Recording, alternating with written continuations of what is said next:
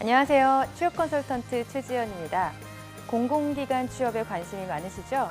네, 오늘은 공공기관 취업을 준비하시는 분들을 위해서 기초적인 방법을 좀 알려드리려고 하는데요.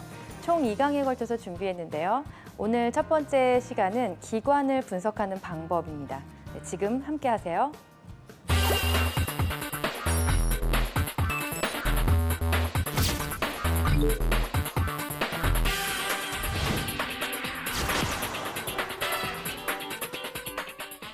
공공기관 취업에 대해서 많은 분들이 관심을 갖고 계신데요. 작년, 재작년, 그리고 또 올해도 많은 채용 정보 때문에 많은 기대를 가지고 준비를 하고 계실 거라고 생각이 듭니다. 하지만 공공기관에 대해서 얼마나 알고 계시나요? 제대로 알고 준비를 하면 참 좋은데 참 많은 공공기관 중에서도 우리가 알고 있는 몇몇 정보를 가지고 다들 열심히 치열하게 경쟁을 하는 것 같아요.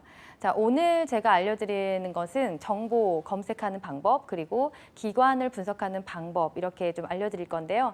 이제는 좀 나에게 적합한, 그리고 또 제대로 알고 그 기관을 알고 준비하는 그런 방법을 좀 취하셨으면 좋겠습니다. 친구들이 어디 취업을 해서 그 기관의 정보를 통해서 혹은 친척들이나 가족들이 있어서 알게 되는 그런 기관 정보, 너무 좁은 정보잖아요. 그래서 오늘은 우리나라에 있는 공공기관 다 모두 살펴보도록 하겠습니다. 네, 첫 번째, 공공기관이라는 특성을 가진 그 조직은 어떤 곳이고 또 어떻게 우리가 이해를 하고 접근을 해야 되는지 먼저 보도록 하겠습니다. 일단 공공기관으로 정의되어 있는 것을 법적으로 좀 근거를 해서 보면 정부의 투자 또는 출자, 그리고 정부의 재정 지원 등으로 설립되어 운영되는 기관으로 일정 요건에 해당하여 기획재정부 장관이 매년 지정한 기관이다라고 되어 있습니다.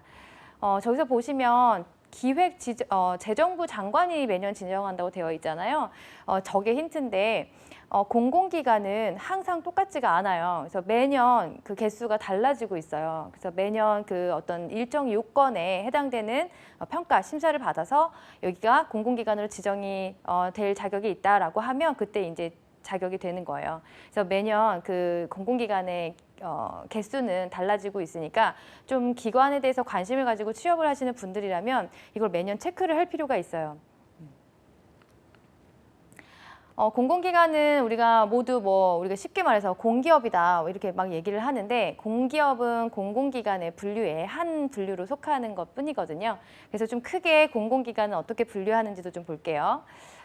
우리가 올해 자료 기준으로 보니까 공공기관이 좀 더 늘었어요. 그래서 339개 기관이 있는데 339개 기관을 우리는 크게 세 가지로 구분을 합니다. 첫 번째는 우리가 쉽게 공기업이다라고 하는 그런 기관인데요. 공기업은 지금 올해 기준으로 36개 기관이 지정이 되어 있네요. 크게 이것도 두 가지로 나누고 있습니다. 자, 일단 시장형 공기업과 그다음에 준시장형 공기업으로 나누고 있는데 시장형 공기업이라는 것은 자체 수입이 2분의 1 이상이 충당이 되는데 그중에서도 자산이 2조 원 이상이고 그리고 자체 수입이 85% 이상인 그런 기관을 얘기를 해요. 그래서 공공의 성격을 띠기는 했지만 굉장히 기업형에 가까운 어떤 조직으로 운영되고 있죠. 그래서 그 수입의 85% 이상이 되는 그런 기관들을 우리가 시장형 기업이라고 얘기를 하고 있는데 시장형 공기업의 대표적인 예가 한국가스공사라든지 한국전력공사라든지 우리가 좀 인기 있고 많이 가고 싶은 그런 기관이 여기 이제 대표적으로 속해져 있습니다. 그러니까 이제 좀 시장형 공기업 같은 경우에는 좀 덜 보수적일 수밖에 없죠. 좀 더 열심히 해야 되고 또 수익을 내야 되고 그렇다 보니까 기업의 어떤 성격을 좀 많이 가지고 있다라고 이해를 하시면 되겠어요. 그리고 준시장형 공기업 같은 경우에는 수입의 50% 이상을 이제 충당을 하고 있지만 그 85% 이하로 가지고 있기 때문에 준시장형으로 우리가 분류를 하고 있고요.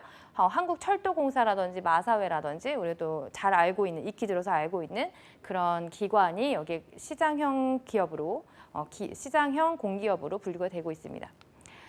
두 번째 우리가 분류로 넘어가면 준정부기관이라고 해서 지금 올해 기준으로는 93개 기관이 지정이 되어 있네요. 기금관리형 기관 그리고 위탁 집행형 기관이 이렇게 있는데 준정부기관 같은 경우에는 시장형의 성격이 없습니다. 그게 뭐냐면 시장형 같은 경우 자체 수입 우리가 경영을 열심히 해서 자체 수입을 내야 되는데 이런 준정부기관 같은 경우에는 국민의 그 공공복리를 더 우선으로 목적을 하고 있어요.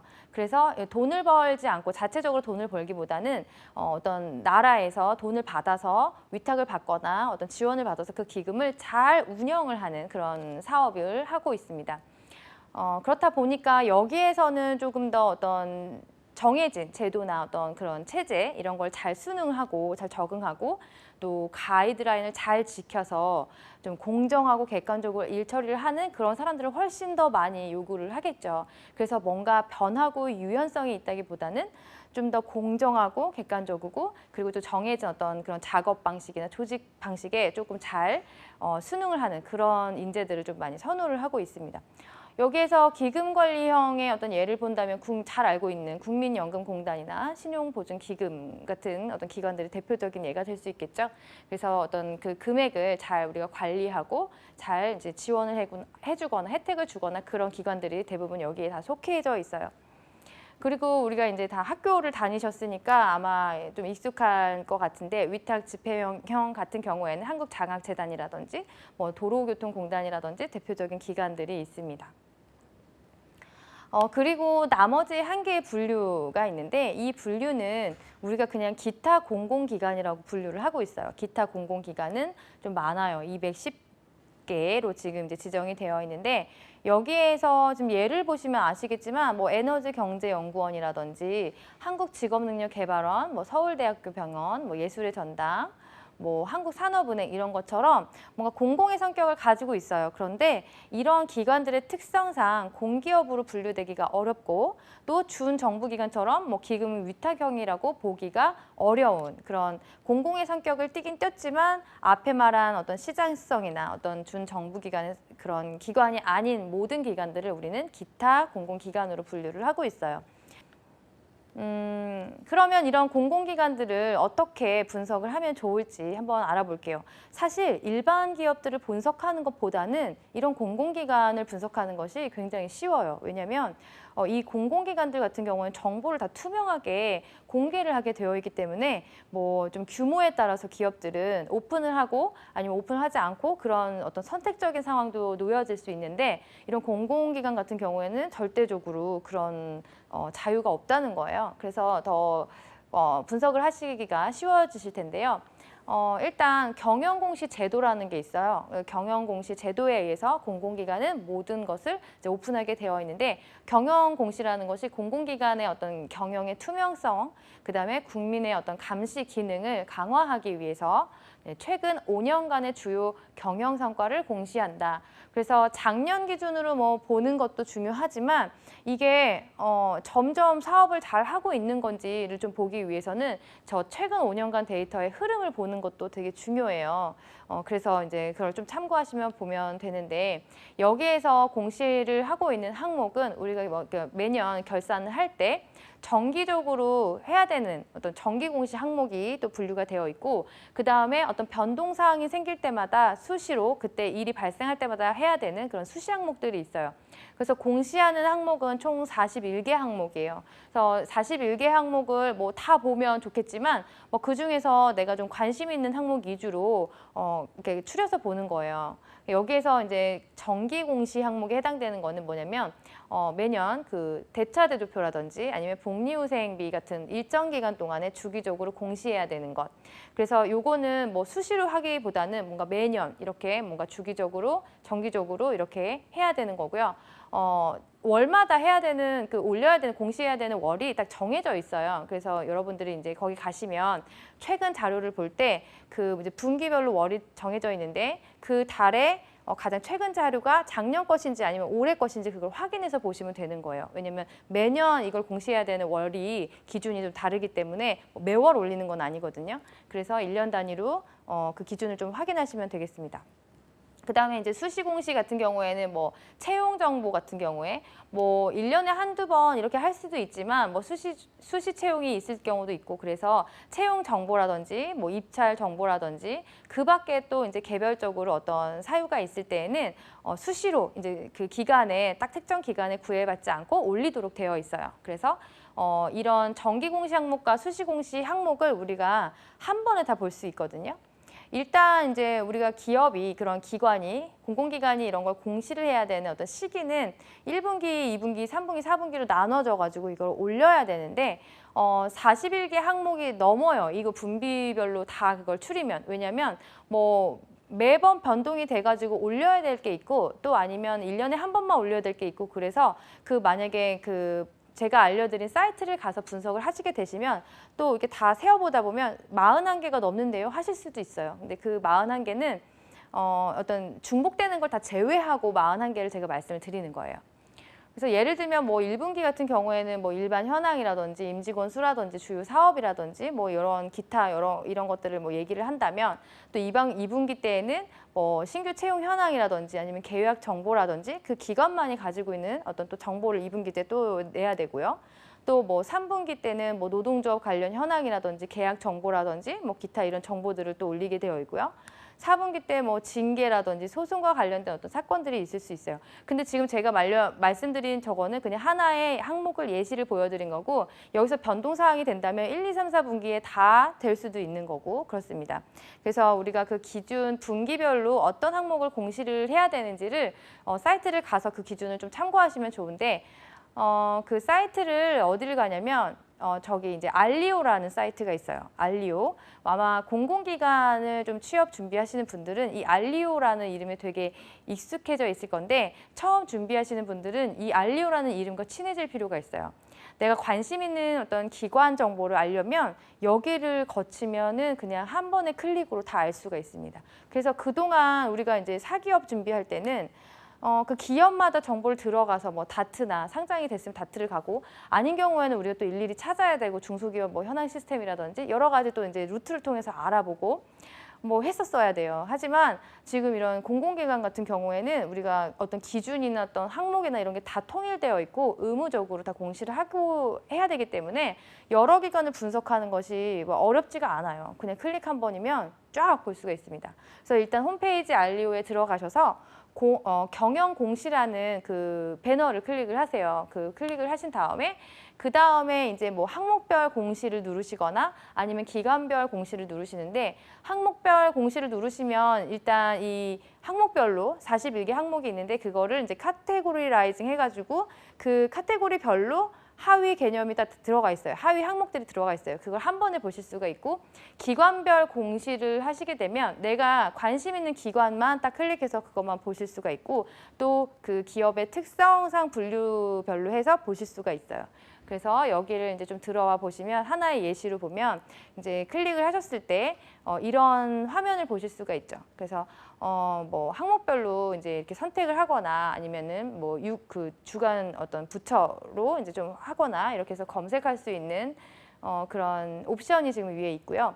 그 다음에 지금 이렇게 크게 하나, 둘, 셋, 넷, 5개 지금 이렇게 되어 있거든요. 그래서 일반 현황 같은 경우에 뭐 이거는 우리가 다 개인적으로 다 봐야 되는 거예요. 어떤 사기업을 보든지 뭐 공공기관을 보든지 일반적으로 뭐 다 나와 있는 거죠. 뭐 대표자 뭐 아니면은 뭐 어떤 이렇게 회계 상태라든지 일반적인 어떤 사업 업태라든지 이런 걸 다 볼 수 있는 것들이고요.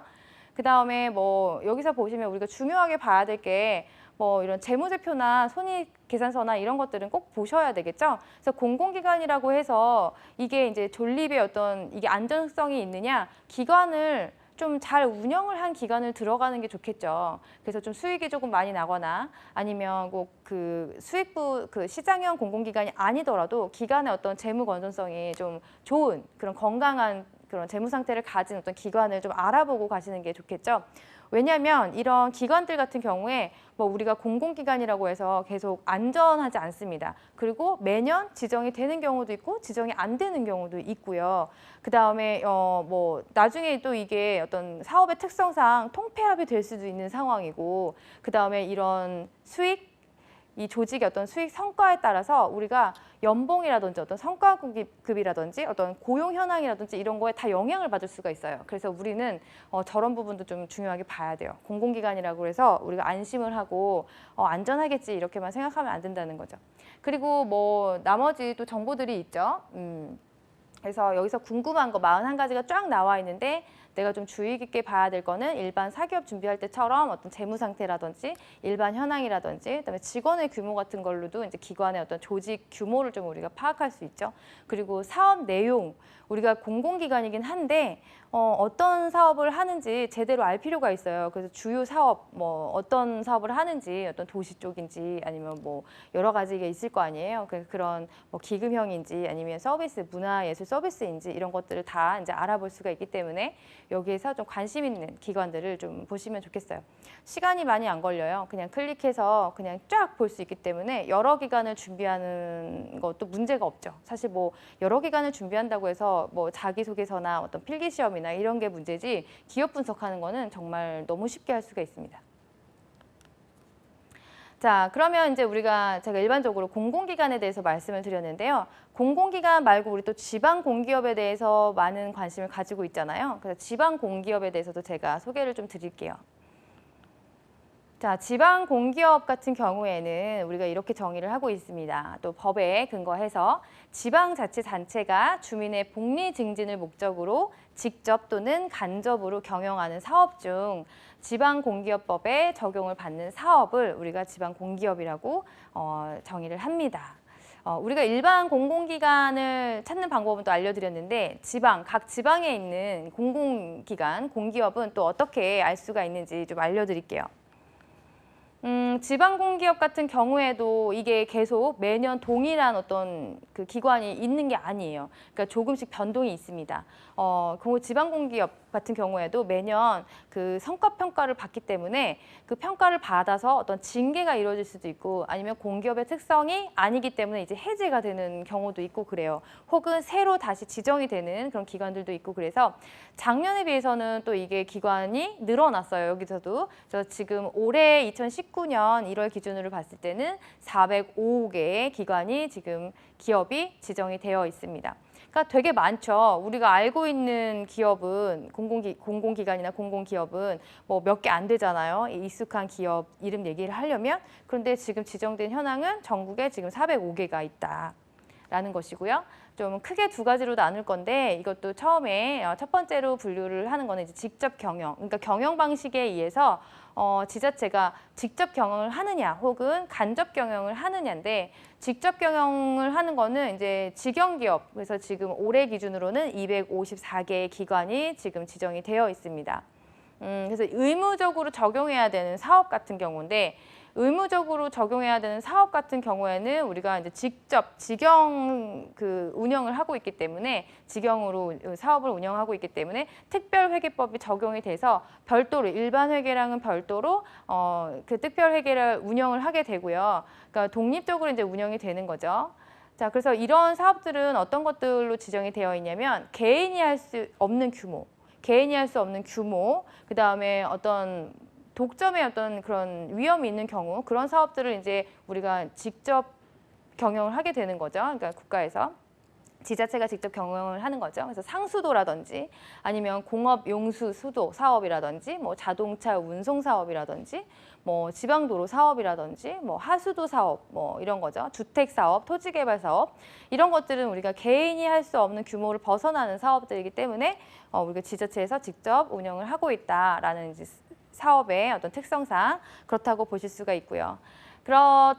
다음에 두 번째 분류는 이제 이건 간접 경영 방식인데 이 간접 경영은 지금 151개의 회사로 지금 지정이 되어 있는데 지자체가 50% 이상의 어떤 출자를 해서 세운 그런 기관이에요. 그래서 여기에서는 간접 경영을 그러니까 출자를 한 걸로 의해서 이제 여기에서는 운영이 되는 거죠.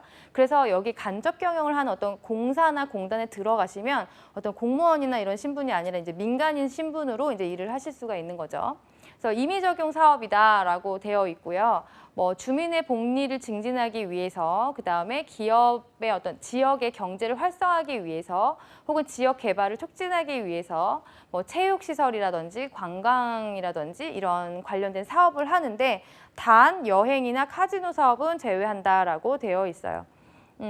그래서 우리가 익히 들었던 뭐 지방의 뭐 무슨 뭐 어디 지방시설관리공단이라든지 뭐 어디 지방의 어떤 뭐 도시개발 뭐 공사라든지 뭐 이런 것들이 있잖아요. 그런 것들은 다 이제 우리가 지자체에서 운영을 하는 지방공기업이다 이렇게 보시면 돼요.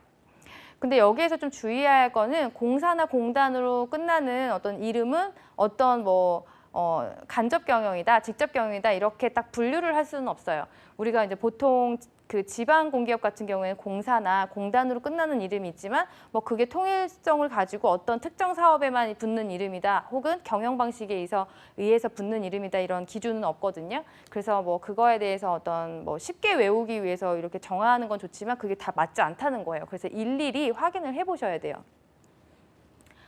자, 그래서 지방공기업을 분석하는 방법은 어디를 가면 좋냐면 일단 사이트를 좀 알려드릴 텐데요. 일단 경영평가를 이제 받아요. 이 지방공기업 같은 경우에는. 그래서 기업의 어떤 경제성과 공공복리 증진의 어떤 달성, 그러니까 얼마나 그 실적을 달성을 했느냐, 공공기관 공공복리를 위한 어떤 사업을 하고는 있지만 매년 목표가 있어요. 사업 목표가 있는데 그걸 어느 정도 달성했느냐, 그런 부분이고요. 그 다음에 업무의 능률성, 그 다음에 공익성, 고객 서비스 등 공공기관들도 참 그 고객 서비스 평가를 다 받고 있잖아요. 그래서 이제 그런 부분들을 다 종합해서 평가를 하게 되어 있다라는 거고요. 평가 등급이 5개 등급 체계로 되어 있어서 가나 다라 마로 되어 있어요. 여기에서 상위 등급은 가예요. 가. 그래서 가등급을 받는 기업들은 어떤지 좀 이렇게 리스트 보시고 그 행정안전부 홈페이지 가거나 클린아이 홈페이지를 가면은 그런 게 있어요. 매년 경영성과 평가를 통해서 상위 기관들이 어디가 있다. 그다음에 부실한 어떤 좀 징계를 받아야 되는 좀 부실한 그런 기관들은 어디가 있다. 이런 게 리스트가 공개가 됩니다. 그래서 좀 그런 것도 좀 참고하실 필요가 있어요. 왜냐면 그거에 의해서 내가 조금 더 고용 환경이 조금 더 좀 질이 높아질 수 있거든요. 그런 경영 환경, 조직의 경영 환경에 따라서.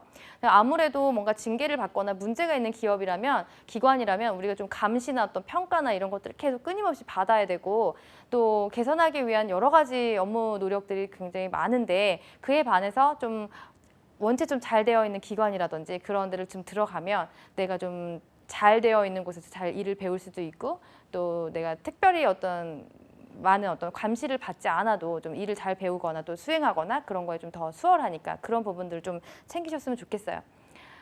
그래서 이 평가를 할 때는 정성적인 평가하고 정량적인 평가를 하는데, 이거 딱 보니까 자소서랑 똑같죠.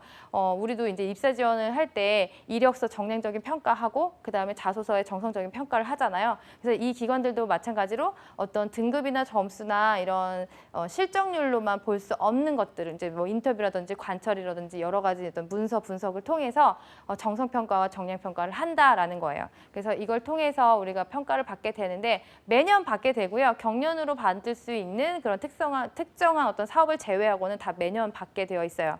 그래서 평가 항목은 크게 5가지로 되어 있고, 리더십 전략, 경영 시스템, 경영 성과, 그 다음에 사회적 가치, 그 다음에 정책 준수, 이 5가지 평가 항목을 기준으로 점수를 받게 되어 있고요. 이 평가 결과에 따라서 제가 이걸가 왜 자꾸 중요하다고 얘기를 하냐면, 평가 기준에 따라서 우리가 이제 그 평가급을 받을 수가 있는 거예요. 일반 회사로 치면 이제 성과급을 받는 거죠. 그래서 평가급을 받을 수 있다는 거고, 그 다음에 이 결과가 좋지 않으면 어떤 이런 징계가 내려지거나 연봉이 삭감되거나 그러는 일이 벌어집니다. 그래서 공공기관이라고 해서 공기업이라고 해서 막 항상 안전한 건 아니다라는 걸 제가 이제 알려드리니 그 사이트를 가서 좀 확인을 하셨으면 좋겠어요. 그래서 우리 되게 싫잖아요. 그 채용 비리 연루돼가지고 우리가 또 얼마나 어렵습니까? 채용 취업하는 게. 그래서 그런 비리가 없는 기관인지 또 확인을 하셔야 또 업무를 하면서도 내 어떤 윤리나 가치와 상충하지 않고 잘 일을 할 수 있으니까 기관 분석을 그렇게 좀 잘 하셨으면 좋겠어요. 그래서 여기 일반 공기업 같은 경우에는 이제 클린아이를 들어가셔서 이제 경영 공시를 들어가시면 경영평가 혁신이라는 그걸 클릭을 하시고 들어가시면 경영평가 등급해서 이게 쫙 나와요. 그러면 이게 이제 평가를 받은 기관들이 리스트가 쫙 되는데 제가 아까 그 5등급 체계 중에서 가장 높은 등급이 뭐라고 했죠? 네, 가라고 했죠. 여기서 가가 있는지 한번 찾아보시고.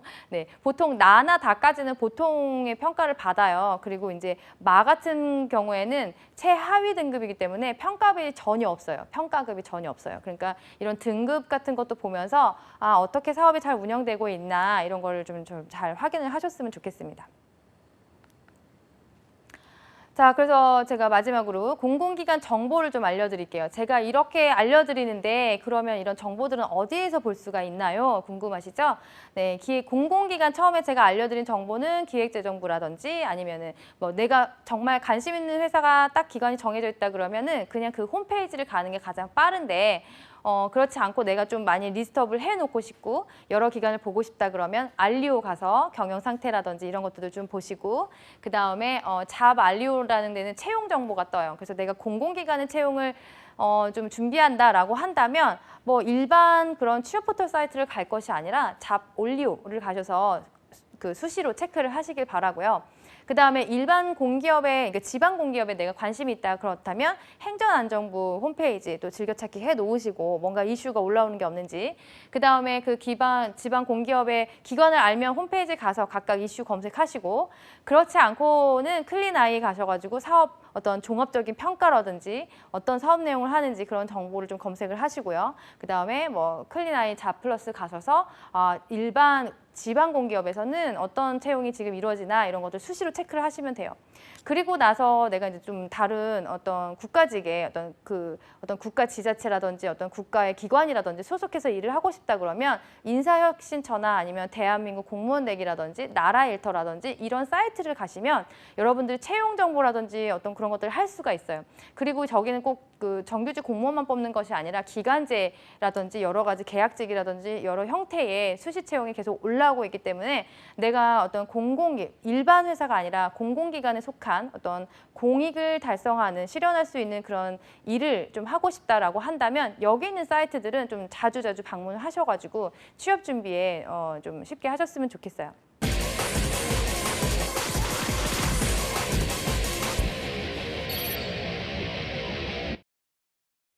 이번 시간에는 공공기관 그리고 지방 공기업 어떤지 잘 알아봤고요. 정보 검색하는 방법 그리고 기관 분석하는 방법까지 알아봤습니다. 공공기관 취업 준비하시는 분들 정확한 정보로 잘 준비하시기를 바랍니다. 저는 여러분의 성공적인 취업을 응원하겠습니다. 시청해주셔서 감사합니다.